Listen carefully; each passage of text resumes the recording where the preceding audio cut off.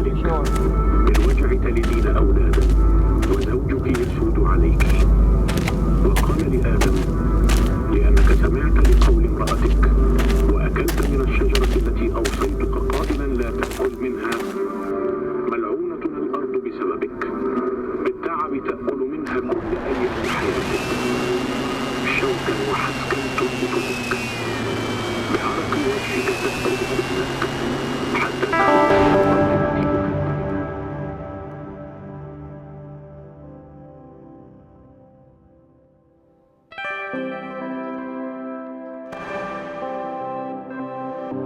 The Desert Rose Project is a project where we focus on getting the gospel to what we consider the unreachable. Desert Rose, its significance or where it comes from, the name is from Isaiah 35, where it talks about the roses that will bloom in the desert.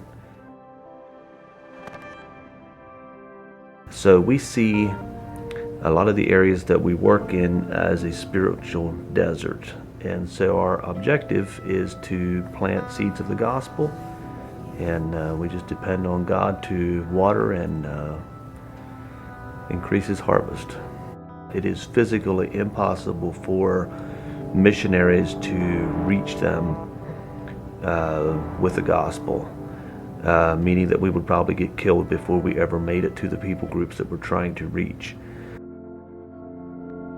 We've been using the ITEC UAV system to fly Bibles and to drop them from a high altitude upwards of 3,000 feet. And what we do is we load either an audio Bible or 3 e-Bibles that are wrapped in parachutes that deploy from that high altitude, and we drop them over these people groups just like ITEC uses them to drop medicine in the jungle.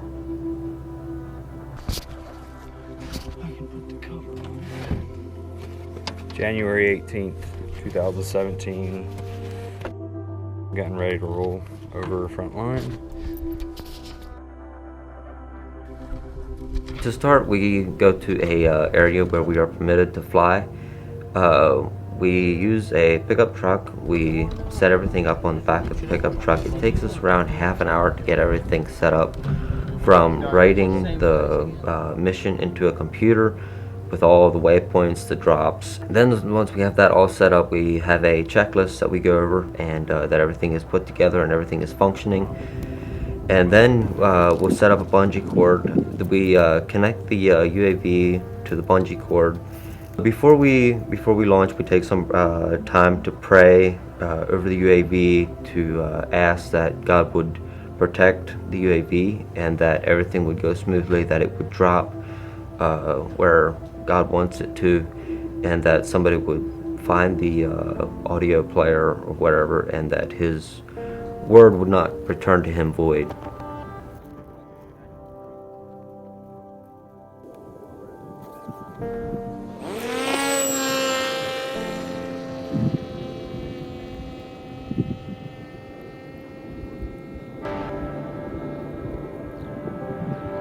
UAVs is something that I think we need to get on board with as a missionary community. There's room for a lot of people to do this. We don't want to be the only one doing this. We would be excited to see 100 other organizations getting on board with this.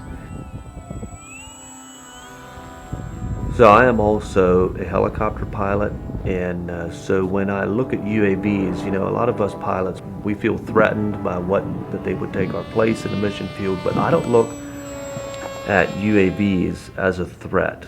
I look at them as an extension to reach beyond the capabilities of traditional aircraft and their applications in the mission field. There are certain places that we are not able to fly. There are weather conditions that we are not able to fly in, but the UAV opens up a whole new avenue of possibilities for using aircraft in the mission field.